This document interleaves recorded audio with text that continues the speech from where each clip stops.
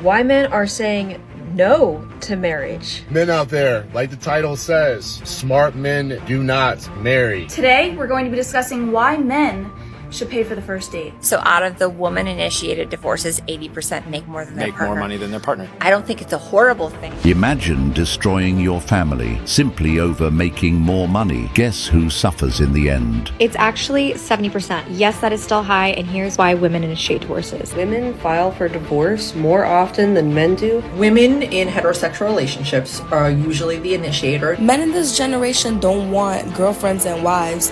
Men in this generation are protecting themselves from girlfriends to wives.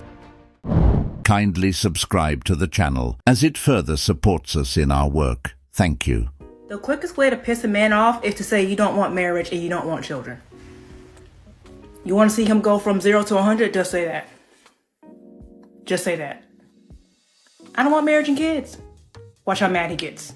Try it. Expert marriage advice.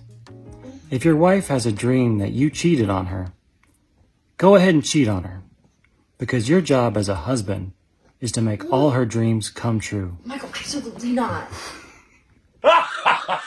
Women file for divorce more often than men do for the same reason that dogs escape through the front door more often than people pick up their dog and go dump them on the street. Dogs are captives wanting free. Men don't tend to file for divorce for the same reason that owners of dogs tend to try to prevent them from escaping through the front door. They want a captive pet. It's also why men will stay in a marriage with a woman that they tell everyone they hate. They're not primarily with that woman because they love that woman. They're with that woman because they want a wife. At the baseline, as long as they have a woman who is legally bound to them and stuck there, they have what they want. Men want a wife they feel they own and are entitled to, and women want a loving partner they feel will support and nurture them. That's why men's most common complaints as to why they hate their wife is that she nags or complains about things, talks back. And women's biggest complaint is that their partner, their husband, is toxic, abusive, aggressive, mean. In men's mind, their wife is supposed to obey them and submit to them. And in a woman's mind, their husband is supposed to nurture, love, support them.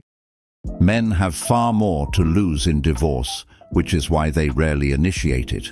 Even when a woman is the one filing, he still ends up shouldering the majority of the consequences, losing his home, paying alimony, child support, and in many cases, even being alienated from his own children. The system is set up in a way that overwhelmingly favors women when marriages end. As for the idea that women are captives in marriage, that's a complete exaggeration. Women have all the leverage to leave whenever they want, and the legal system ensures they walk away with financial benefits more often than not. They can divorce for any reason, whether they're simply bored, unhappy, or chasing a new relationship, without facing the same level of financial or emotional devastation that men do. The real issue isn't about women being trapped in marriage. It's that many modern women want the security of a relationship without the responsibility and effort that comes with it. Why are young black couples not getting married? Specifically, why are young black men not asking? You know, this is for all you hardworking men out there that have to go home to a nagging wife. I really feel bad for y'all. Like, how do you do it? You go to work all day. I'm sure that these same women are the ones that are probably blowing your phone up during the day while you're trying to work and you're not responding fast enough. You're not giving that attention that they need because they're needy. And so you're getting an earful while you're at work. Then you come home and you get through the door and you're getting the yapping. I haven't had that problem in 15 years. I stay single. It's better for my sanity. Was the worst thing ever. I couldn't get out of there fast enough. My nagging wife left 10 years ago, and I have to say, I've never been happier. Thank you, honey. Men out there, like the title says, smart men do not marry under any circumstance. It is the dumbest possible move you can make in 2024. Let me tell you why. Well, I'm going to ask you a question first. If you went skydiving, okay, and your instructor said to you, told you, said, hey, your parachute has a 50% chance of deploying, would you jump out of that airplane? Okay. I want you to ask that same question about getting married. because 50%, over 50% of marriages fail. First time marriages. Second time marriage, it's like 83% failure rate. That statistic does not even include that 13% of those marriages that do make it are actually romantically like still happy. Like the other ones are sexless and miserable. I agree. That is indeed the truth. The idea of marriage for men is becoming something of the past. More and more men are realizing that marriage is a risky deal with little to no reward for them. The traditional concept of marriage, where a man provides and protects while receiving loyalty, support, and a loving partnership in return, has been replaced with a system where men are expected to give everything. With the rise of no-fault divorce, unfair alimony laws, and a dating culture that encourages women to always keep their options open, men are waking up. They've seen too many horror stories of good men losing everything, paying for a lifestyle they're no longer a part of, and barely getting to see their own children. At this point, marriage has become more of a liability than a benefit for men. The irony is that many women still expect men to propose and commit, but they don't want to be traditional wives. My body count is 1,572. And so I don't think body count should matter, to be honest. Like, I don't know. I've heard a lot of numbers and it just doesn't really matter. Okay. Are you speechless? Yeah, just kind of said you're... Excuse me, you can't shame people because of their body count. 1,500, whatever the... 72. 72. That's insane. I'm gonna keep it real. Just say you're jealous. Yeah, I'm so jealous. Why is always the women that's not in a relationship or haven't been in a relationship in umpteen years trying to give relationship advice? Just because your last dude or your past dude treated you piss poorly and treated you like shit does not mean that all men are fucking dogs and just gonna cheat on you. Different strokes for different folks, people. Everybody does not experience the same person. So please stop it. I agree. I don't know if anyone can relate to this, but I've been single for a really long time. And I always have guys asking me like, oh, how's a girl like you single? Like insinuating like I shouldn't be.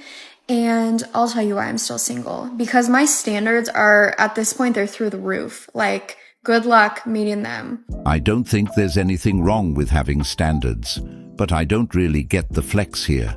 She admits that her standards are through the roof, then tells men good luck meeting them, as if they're actually trying to meet them. I don't think any self-respecting man would be willing to jump through hoops just to meet some arbitrary standards or take on such challenge. Many women think having crazy standards makes them more desirable, but it doesn't.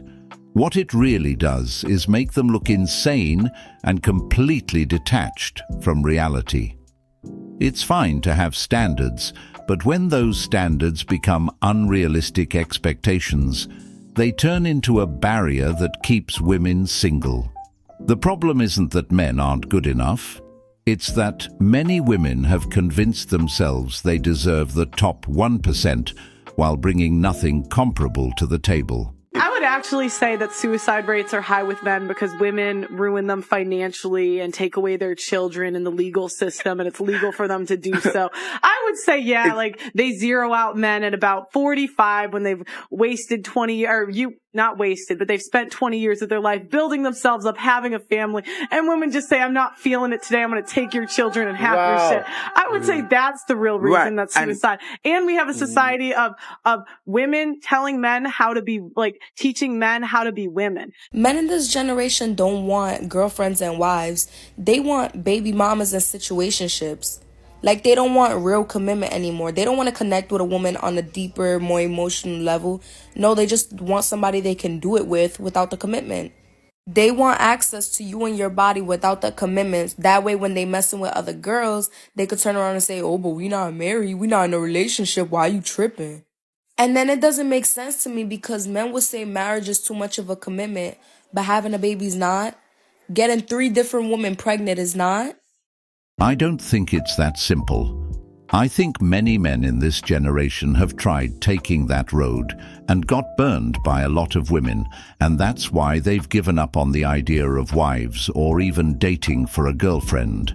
They've seen how modern dating works, where loyalty isn't valued, good men are overlooked, and relationships feel more like transactions than genuine partnerships. For all these women complaining about those kinds of men not committing to them, they're the ones picking them. They chase after the same small percentage of men. Men who have options, men who don't prioritize relationships, and men who don't need to commit because they know they don't have to. So it's not a matter of men not wanting girlfriends or wives. She should have said, these men that these women are choosing do not want girlfriends or wives nor commitment. I'm sure there's plenty good men out there who want that, and they're being ignored. Do y'all even want to be husbands anymore? Or did you just decide against it? Let me try and explain what's happening. They're being friend-zoned, and they're seeing their buddies lose everything in divorce, including their kids. They don't feel like we want them anymore because we're too busy entertaining the F-boys and the douchebags. Because we've been told that exciting sex is what makes a relationship great. And our throwaway culture makes us run away from conflict. So yeah, they're giving up too. How old are you? 23. Are you single? Yes. Why do you think that is? Because I love life. So you're not looking for a man now, or no? Why not? Because I'm just okay. Right now I'm living, I'm only 23. Life is short.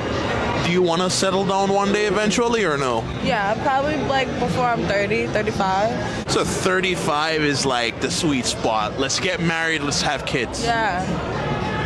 But what do you plan on doing up until then? Living my life.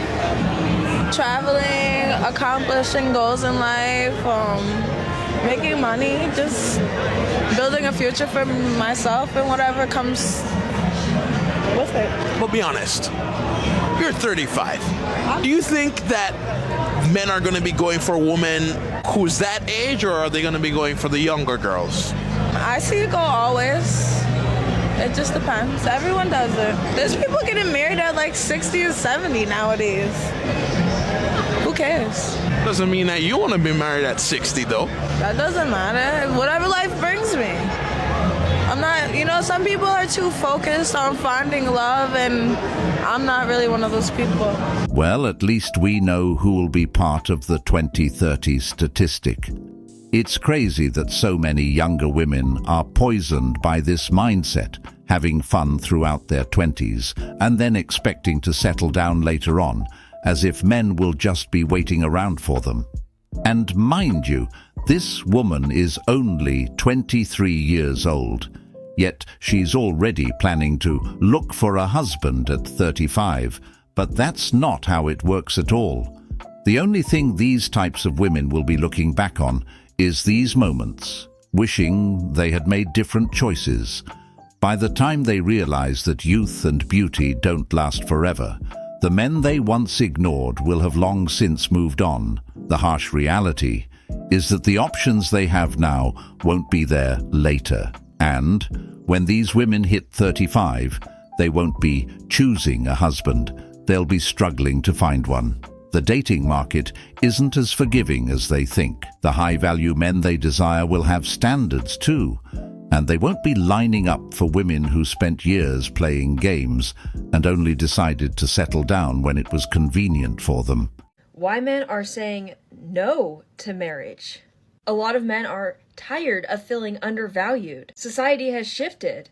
Men are now just expected to do everything, provide, protect, lead, being emotionally available, while receiving less appreciation than they ever have. At least society used to speak highly of men constantly. And now what? None of that. It's all negative. In the past, men were respected and appreciated for being good husbands and for being good fathers. And now marriage doesn't even give men any appreciation or validation or security that it once did. He can't even expect the lady he's with to be loyal. Men are saying no to marriage because they just don't see the value in it anymore. And can we blame them? They're tired of just being seen as a provider. And until marriage starts offering men the same love, respect, and commitment, more and more men are just going to keep walking away. Marriage is supposed to be a choice, not an obligation. And men are now choosing themselves. Video a few days ago responding to a guy that said men don't share their feelings because they just end up upsetting their woman. Well, that is one of the many reasons why a lot of men out there choose, in fact, not to share their feelings or emotions with their partner.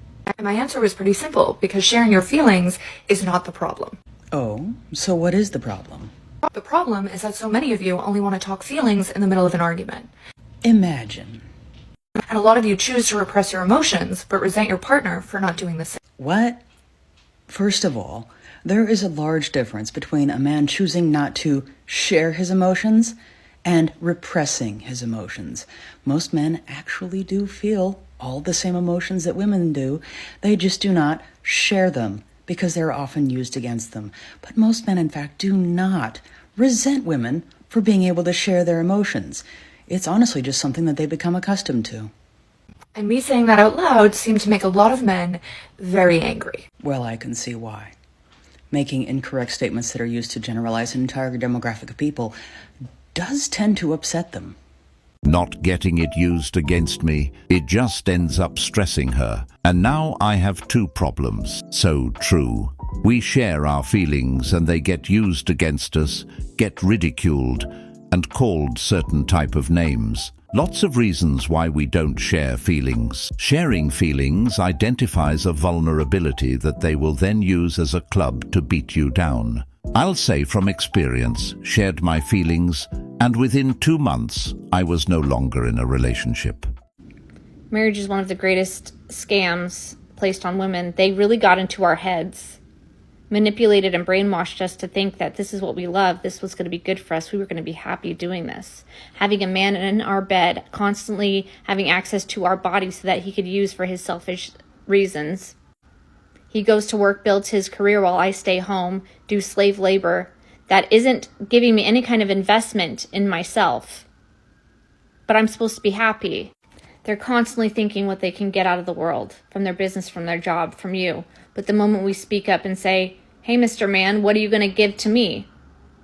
What's in it for me? We're selfish. We're not feminine. We're not nurturing. We're not loving. That's called guilt tripping. Any form of guilt tripping, be wary of that person. They're trying to get something from you that isn't theirs to take. We're done with guilt tripping, manipulation, lies. At the end of the day, we are trying to survive, and sometimes it is beneficial to live with somebody.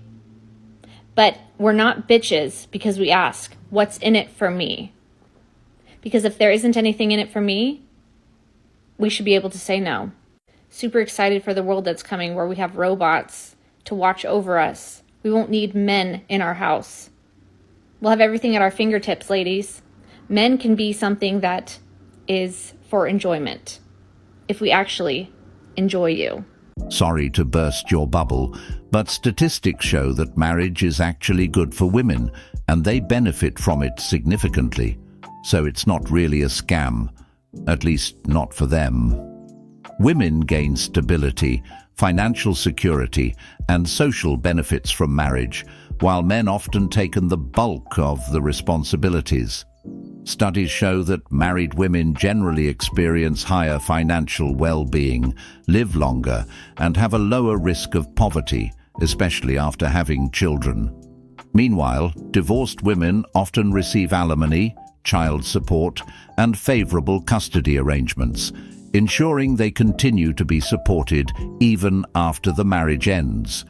So, while marriage may not be a scam for women, it certainly feels like a losing deal for many men, especially in a modern world where traditional gender roles are rejected, but traditional expectations on men remain. That's exactly why more men are opting out, realizing that the risks far outweigh the rewards.